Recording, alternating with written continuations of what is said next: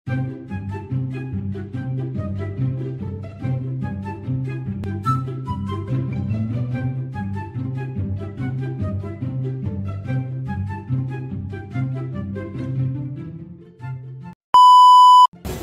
panahon ng globalisasyon at ang pag-usbong ng teknolohiya, malaki ang naging impluwensya ng social media sa wika at kultura ng mga Pilipino.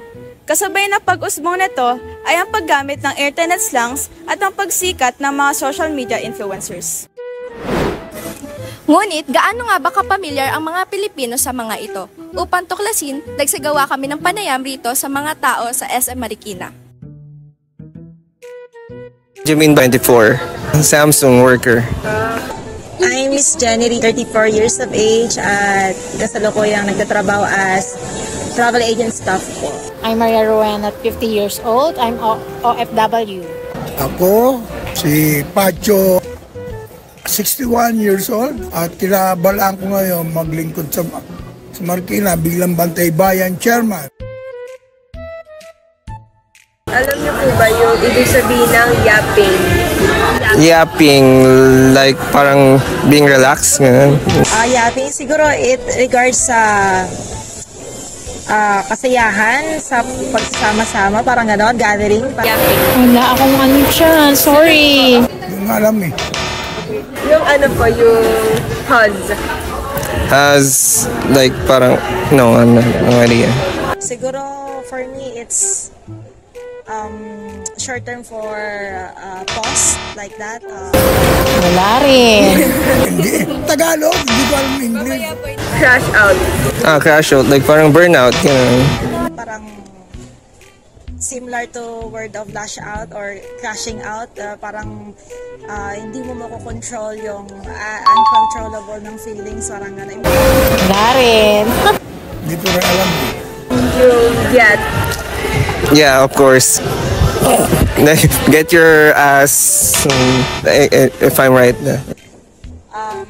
Wala akong idea regarding that. Wala rin. English nga yun eh. Magpapakita po kami ngayon ng pictures ng influencers. Tapos, papangalanan niyo po sila kung kilala niyo. And try niyo po sabihin ko ano po yung contents nila. Okay, go. Number 1 po. Si Tony Fowler. Ano po yung contents niya? Real life stories, gano'n. Kalimutan ko na yung name niya, pero yan, may anak siya na kasama niya lagi nag-vlog. Yan, hindi ko kilala rin niya.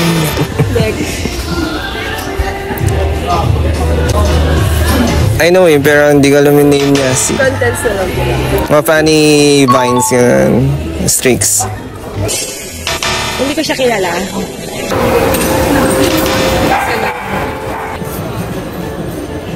Puro bagets kasi kaya hindi ko makilala. Si Guy Senat. Yeah. Live streaming. Twitch.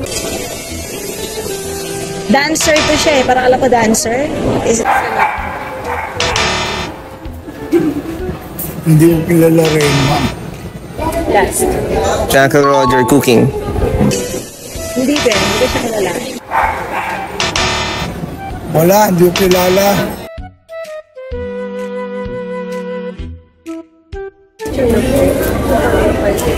Ito po yung tanong. Sa paggamit ng internet lang at sa malakas na impluensya ng social media influencers, may mga pagkakataong nagiging hadlang ito sa malinaw na komunikasyon at pagkakaroon ng tamang impormasyon.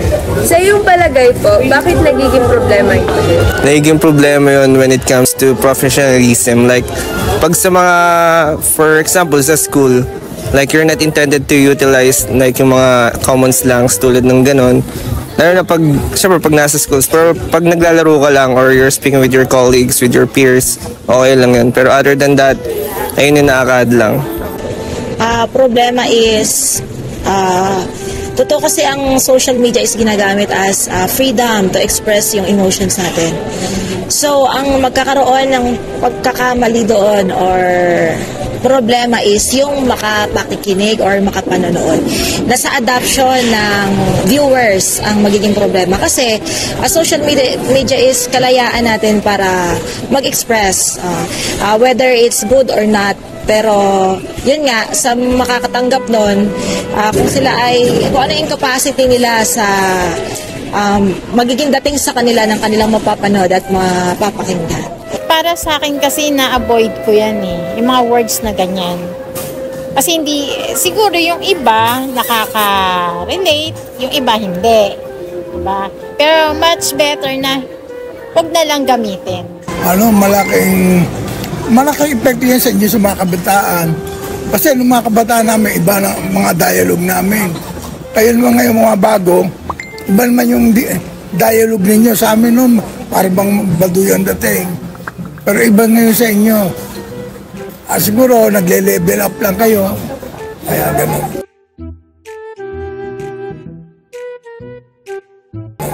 Follow-up question po, last na po talaga. Dolan. Ano ang maipapayo mo upang magamit pa rin ng tama ang internet slang at maging mas mapanuri sa mga social media influencers? Ayun lang, ilugar lang, like, i-appropriate lang kung saan nyo gagamitin. It's whether sa school, whether to gaming, whether to work, or such things. Ganun lang.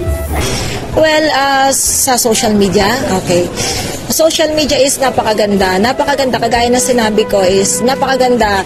Lahat ng bagay ay napapadali. Lahat ng bagay ay nagagawa mo ng mas mabilis at accurate sa panahon ngayon. Wala nang masyadong hassle-hassle. Pero, yun nga, kapag emotionally ang isang kabataan ay, yun nga, kagaya ng word kanina is, hindi niya makokontrol yung kanyang emotion sa pakikinig at napapanood niya. Yun nga, yung adoption. Adoption. Halimbawa, nagkaroon siya ng interest sa kanyang pinapanood or napanood. Tapos, mabuti man yun or masama. Kapag wala siyang foundation ng knowledge mula sa kanyang mga magulang or sa mga mas nakakatanda sa kanyang environment, maaring mapunta siya sa way na mapahamak siya, or kung sa magandang bagay naman, through success, magiging inspiration niya yung mga napapanood niya sa social media. Yun na, sa akin para sa akin, iwasan. Para hindi na rin mag-cause ng problema. Siguro, nasa era yun yung bang panahon, kaya tayo nauuso kayo. Pero kung sa akin lang,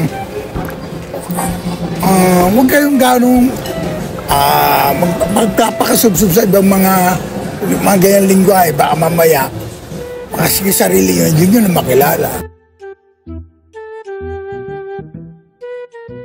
Kung ako ang tatanungin, karamihan sa mga Pilipino na parte ng boomers at Gen X ay hindi alam ang mga internet slangs at influencers sa social media. Dahil ito sa rason na gumusbong ang social media sa panahon ng millennials at Gen Z. Kaya sa mga na-interview namin ay Gen Z at ilan sa mga millennials lamang ang nakakaalam sa mga social media influencers at internet slangs. Para naman sa reaction ko, na-realize ko na sa sagot ng Gen X at Baby Boomers, natutol sila sa masyadong pagtutok sa social media influencers at paggamit ng slang words mula sa internet. Maaaring sinasabi nila na nagkakos ito ng masyadong hindi pagkakaunawaan, pagkakawala ng identidad at pagkawala ng respeto tulad ng paggamit ng ko at opo. Dahil dito napagtanto ko na maaaring may punto rin sila at mas naiintindihan ko ang pinanggagalingan nila. Iyon lamang. Maraming salamat sa interviewees at mga nanood.